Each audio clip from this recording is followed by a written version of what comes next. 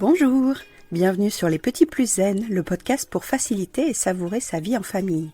Je m'appelle Séverine, je suis facilitatrice en parentalité après avoir été 22 ans professeure des écoles en maternelle REP+. Chaque semaine, je te propose ici des pistes et des thèmes approfondis sur la petite enfance, l'éducation et la communication pour que tu retrouves le plaisir des relations familiales sereines et épanouies. Une de mes missions est de t'aider à mieux comprendre et apaiser les émotions de chacun pour installer un équilibre entre tes besoins personnels et ceux de ta famille et enfin retrouver du temps pour toi. Je te partagerai aussi mon expérience en classe de maternelle, des découvertes apprises en formation et des outils inédits et actionnables facilement que j'ai créés au fil du temps à l'école et à la maison. Pour ne manquer aucun épisode, abonne-toi s'il te plaît sur ton application de podcast préférée et participe généreusement à la diffusion de mon travail en laissant un avis et une note de 5 étoiles. Pour plus de contenu, d'inspiration et de motivation, retrouve-moi aussi sur Instagram, Facebook et Clubhouse sous le nom Les Petits Plus Zen. Sur ce, je te souhaite une belle écoute.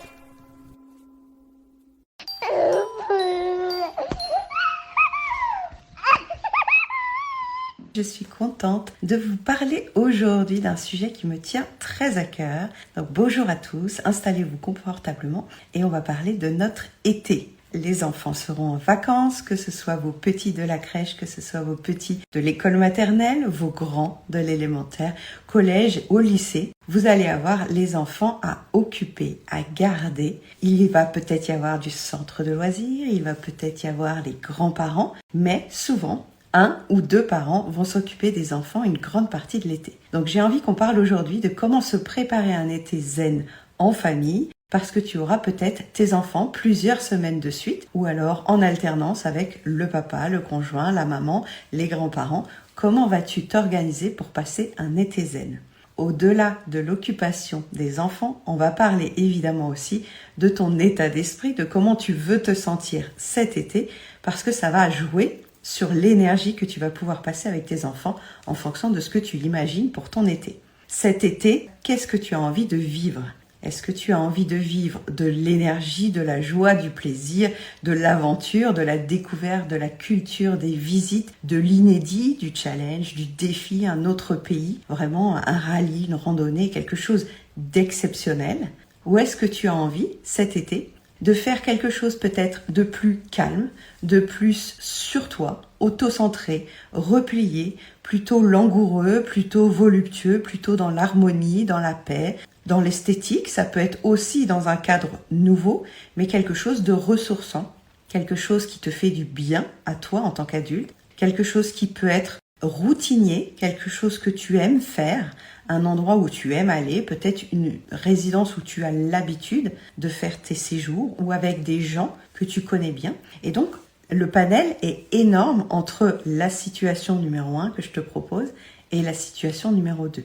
On va pouvoir faire l'un ou l'autre, on va pouvoir faire l'un et l'autre tout au long de l'été. Si tu as envie en juillet d'être plutôt aventurier, plutôt dans la nouveauté, plutôt dans le défi, dans l'énergique, rien ne t'empêche en août de cumuler avec une autre ambiance, comme dans les discothèques à notre époque où il y avait 2 salles, 2 ambiances différentes. Donc je vais t'inviter là, pendant quelques secondes, à t'imaginer quelle est l'ambiance de l'été que tu as envie de vivre. Qu'est-ce que tu as envie de vivre cet été ? Que ce soit toi, individuellement, que ce soit toi en couple, si tu es encore avec le coparent ou avec un nouveau partenaire, que ce soit toi en tant que parent, maman, papa, que ce soit toi en tant qu'individu, mais aussi lié au collectif. Tout ce que tu vas vivre cet été va pouvoir changer en fonction de ton intention, des conditions que tu vas mettre en place. Alors oui, on va le dire tout de suite, il va y avoir de l'imprévu. Oui, évidemment, tout ne va pas se passer exactement comme on peut imaginer le mois de juillet et le mois d'août. La vie est faite de surprises, des bonnes, des moins bonnes. Mais quelle est l'intention que tu vas poser aujourd'hui en écoutant cet épisode, de voir comment tu veux aménager ton été. Qu'est-ce que tu veux ressentir ? Qu'est-ce que tu veux accomplir ? Qu'est-ce que tu veux vivre avec ton enfant ? Et qu'est-ce que tu veux vivre personnellement ? Tu vas peut-être avoir envie, dans cet été, d'éveiller ton enfant, de lui faire passer un cap parce qu'il rentre peut-être à l'école maternelle en septembre.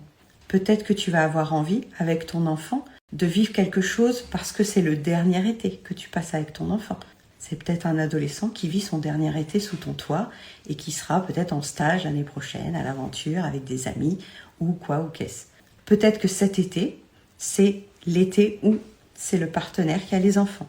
Et tu vas être en solo, que ce soit une bonne d'ailleurs, ou que ce soit une moins bonne nouvelle. Il peut se passer des moments où on n'a pas choisi les dates de vacances, selon le juge, selon le tribunal. Si c'est ton cas, je me relie. Très bon courage pour organiser des dates qui ne sont pas volontaires, qui ne sont pas choisies. Au-delà de ces questions juridiques, qu'est-ce que tu as envie de vivre de cœur à cœur avec ton enfant? Si tu n'en as qu'un, ça simplifie un petit peu les choses. Qu'est-ce que tu as envie de vivre de cœur à cœur avec tes enfants s'ils ont un âge différent? Avec le premier, avec le deuxième, avec le troisième. Qu'est-ce que tu vas mettre en place de différent cette année et qu'est-ce que tu vas reproduire qui avait bien marché l'année dernière? Si ton enfant a 11 mois, effectivement, ce sera le premier été avec lui. Tu vas découvrir un été avec ton bébé. Si ton enfant a 4, 5, 6 ans, tu sais déjà ce qui s'était bien passé l'année dernière. Est-ce qu'il avait apprécié la balade en montagne? Est-ce qu'il avait apprécié la plage? Est-ce qu'il avait aimé se retrouver en grand groupe, en famille élargie? Est-ce qu'il avait aimé les moments câlins, cachettes, tout seul dans la chambre, à jouer avec ses jouets, ses affaires, tranquillement? Suivant la personnalité de ton enfant, tu vas pouvoir adapter les activités du planning. Suivant l'envie de ton enfant, tu vas pouvoir peut-être mettre au planning des activités auxquelles tu n'aurais pas pensé. L'idée de co-construire un planning, c'est une des manières de te mettre à jour sur les compétences, les envies, les désirs, mais aussi le stade de développement de ton enfant. À quel stade de développement en est-il au niveau de son autonomie, de sa motricité, qu'elle soit fine? Est-ce qu'il a envie de partir faire un atelier poterie? Est-ce qu'au contraire, il veut faire de l'acrobranche, aller au parc aquatique? Tout ça est lié à son âge, mais aussi à la capacité d'organisation que tu mets en place, aussi aux capacités financières, on ne va pas se mentir, parce que les activités d'été coûtent cher, que ce soit un jour au labyrinthe, un jour à la ferme, un jour au zoo, un jour au parc aquatique. Tout ça, ce sont aussi des finances. Qu'est-ce que tu es prête à organiser pour que les besoins de tes enfants soient nourris? Et aussi, comment vas-tu organiser pour que tes besoins de parents aussi soient nourris? Je fais toujours un équilibre entre ce que ton enfant a besoin pour être heureux, et c'est valable bien sûr l'été, et ce que toi tu as besoin aussi pour être heureuse cet été. Qu'est-ce qui te rendra heureuse toi pour pouvoir remplir ta jauge d'énergie et être disponible pour les moments en famille? Si on prend le cas où tu as vécu un été récemment, où tu t'es beaucoup sacrifié pour tes enfants, où tu t'es beaucoup oublié pour tes enfants, il y a peut-être une dette, il y a peut-être un mauvais souvenir, il y a peut-être une braise dans mon jargon qui va te faire un petit peu reculer sur l'organisation de cet été. Tu as peut-être envie de revivre les bons moments sans les mauvais moments. Et ça aussi, ça va dépendre de chaque famille, de chaque souvenir que tu as de ton été dernier. J'ai des souvenirs de l'été dernier où j'étais complètement épuisée d'avoir voulu organiser des choses beaucoup trop loin, beaucoup trop chères, avec des heures de repas fixes, avec un déplacement en voiture alors que j'étais la seule à conduire.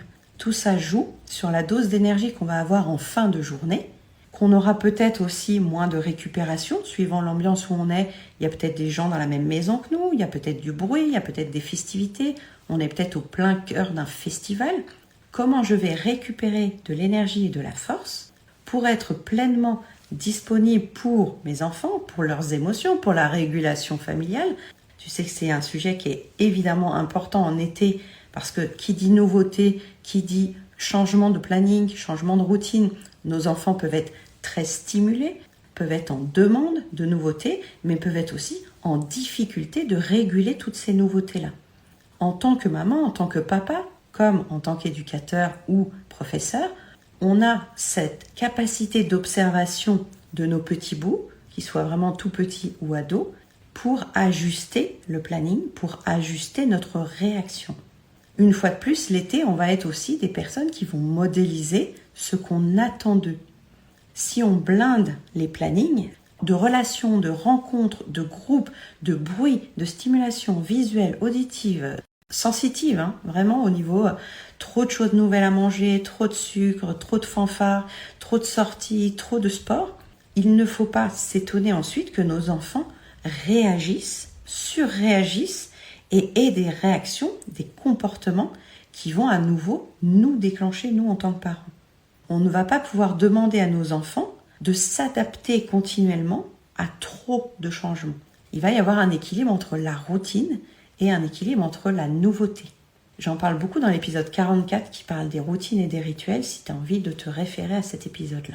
Après, au niveau des activités, il y en a des tonnes et des tonnes en fonction de l'âge de l'enfant, de l'office du tourisme où tu es, du pays où tu vas loger, si tu connais les habitants, si tu as déjà un cercle d'amis sur place, si les grands-parents sont là, si tu as déjà une babysitter d'avance pour déléguer, tout ça va jouer énormément dans ton planning.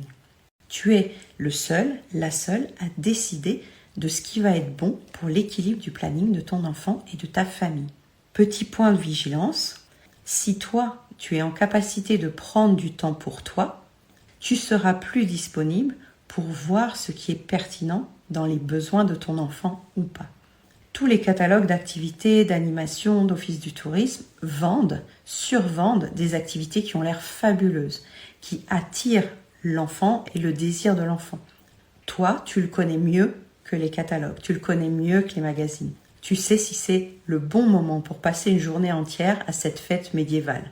Peut-être que oui, peut-être que non. Peut-être que la journée d'avant, il a passé une très longue journée sur la plage en plein soleil avec tous ses cousins et enchaîner le lendemain sur une fête médiévale, ce sera peut-être trop. Ou alors, tu sens qu'il a bien passé sa nuit, qu'il a recapitalisé, que vous avez fait un super déjeuner et tu te lances quand même dans l'aventure de la fête médiévale. Je ne peux pas savoir si c'est la bonne solution pour toi, mais je peux t'encourager à verbaliser, à demander, à poser des questions et même toi, à te scanner pour voir est-ce que tu as envie d'une journée médiévale avec pique-nique, avec chevaux, avec haut-parleurs, avec musique, avec tentation d'acheter la coiffe, l'épée, le dossard du cheval et tout ça. Tous les moments d'été sont aussi des moments où les enfants vont te réclamer des choses, ce qui est bien naturel. Es-tu en capacité de dire non à ton enfant ? C'est un épisode entier, hein. Dire non, c'est le 61 si tu as envie d'écouter ça. Il ne s'agit pas de dire non à tout, il s'agit de dire non en fonction de ce que tu trouves juste, en fonction des demandes de ton enfant. Tout ça va être à moduler une fois de plus. Éveiller ton enfant cet été est possible. Prendre du temps pour toi cet été est possible. Ne pas crier et tenir un cadre souple est possible. Et évidemment, mieux communiquer pour éviter les crises en famille est possible. L'année dernière, tu n'as peut-être pas aimé l'été que tu as passé et peut-être que cette année, tu as envie de mettre toutes les chances de ton côté pour que toi aussi, tu profites de ton été. Il y a beaucoup de mamans que j'accompagne qui disent « Moi, je suis déjà fatiguée à l'idée même de partir en vacances avec mes enfants. Pourtant, je rêve de ces vacances, mais je sais qu'il faut faire la valise, il faut prévoir les activités, il faut voir qui veut faire quoi là-bas, il faut faire la location de voiture, le passeport, toute la paperasse administrative qu'on a déjà toute l'année. On voudrait s'alléger un peu la tâche en vacances pour avoir un été zen. Et il arrive encore, bien sûr, qu'il y ait des journées plus tendues que d'autres. C'est la vie est comme ça. Je t'apprends à réguler tes émotions, je t'apprends à comprendre les émotions de tes enfants, je t'apprends à développer leur potentiel et à les éveiller, à mettre en place plein d'activités. Mais ensuite, en fonction de l'âge de ton enfant, tu vas pouvoir moduler, tu vas pouvoir adapter. En fonction de l'âge de tes enfants, tu vas pouvoir même prévoir quelques activités qui marchent toujours. Des activités autour du grand air, par exemple. Si tu vas à la plage, si tu vas à la montagne, tu peux faire des grands jeux en extérieur, même s'il pleut, même s'il y a du vent, même si les autres dans la maison ne veulent pas participer. Le contact avec la nature pendant l'été, il est facile, il est gratuit. Ça demande un tout petit peu d'aménagement dans l'emploi du temps, voir les horaires de soleil, voir les horaires d'éloignement aussi par rapport à la marée, par rapport à la montagne, baliser un peu le terrain, expliciter beaucoup avec nos enfants ce qu'ils ont le droit de faire dans cet espace naturel ou ce qu'ils n'ont pas le droit de faire et t'assurer aussi des dangers éventuels au niveau physique. Et puis après, il y a toutes les activités que tu peux fabriquer à moindre coût, toutes les activités Montessori, les activités de vie pratique. J'en parle beaucoup dans l'épisode 118 qui parle aussi de se créer un séjour d'été, si tu as envie d'écouter sur le podcast. Et ces activités de vie pratique, ça peut être prévoir la liste de courses, cuisiner ensemble, nettoyer la maison, ranger la maison ensemble, aménager le jardin pour qu'il soit agréable, mettre des couleurs dans la maison, décorer. Même si on n'est là que pour 2 semaines, on peut éventuellement changer les meubles de place, on peut aménager sur le balcon un coin tranquille pour les enfants, une petite tente par exemple, ou son coin bibliothèque, le mettre à un endroit où il sera paisible pour prendre du temps de qualité avec lui-même. Plus je vais apprendre à mes enfants à prendre soin de leurs besoins, et plus je vais pouvoir aussi me dégager du temps, moi en tant qu'adulte, pour prendre soin de mes propres besoins. C'est vraiment un équilibre que je t'engage à trouver et à réfléchir avant l'été, à quel moment je vais pouvoir me faire du bien en tant qu'adulte et à quel moment je vais mettre en priorité mes enfants cet été. Si tu as des personnes de confiance qui peuvent être en relais, à qui tu peux déléguer certaines tâches, c'est évidemment une lamelle de stratégie supplémentaire sur ton éventail de stratégies. C'est un outil que je te propose dans l'épisode 108 du podcast. Après, concernant les imprévus, cet été, il y aura des imprévus, tu le sais déjà.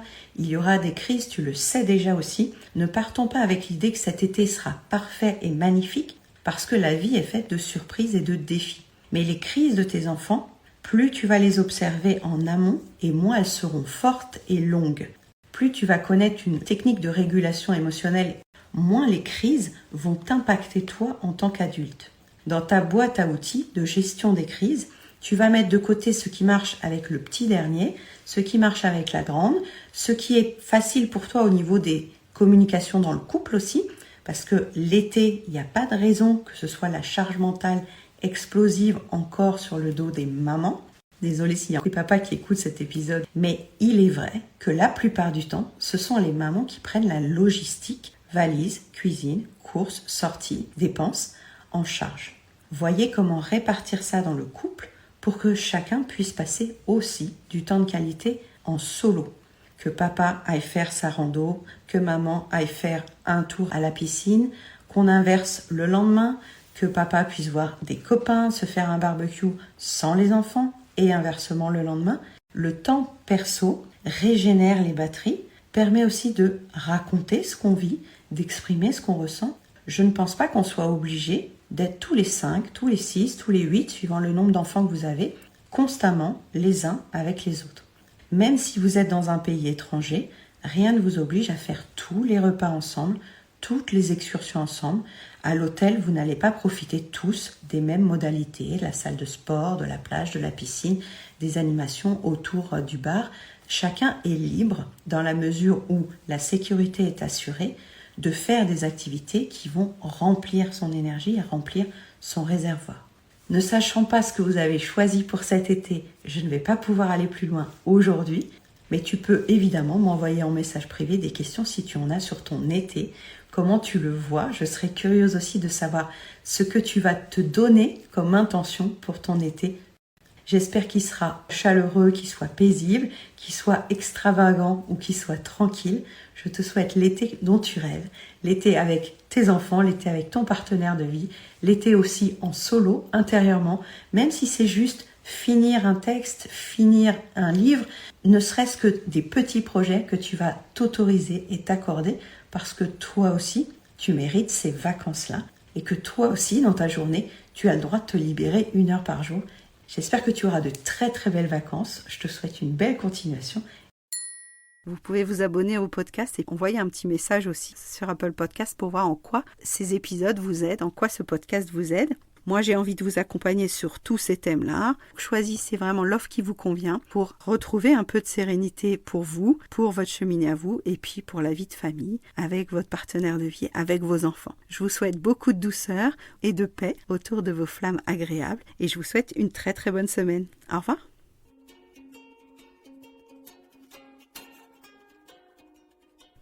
Merci d'avoir écouté cet épisode.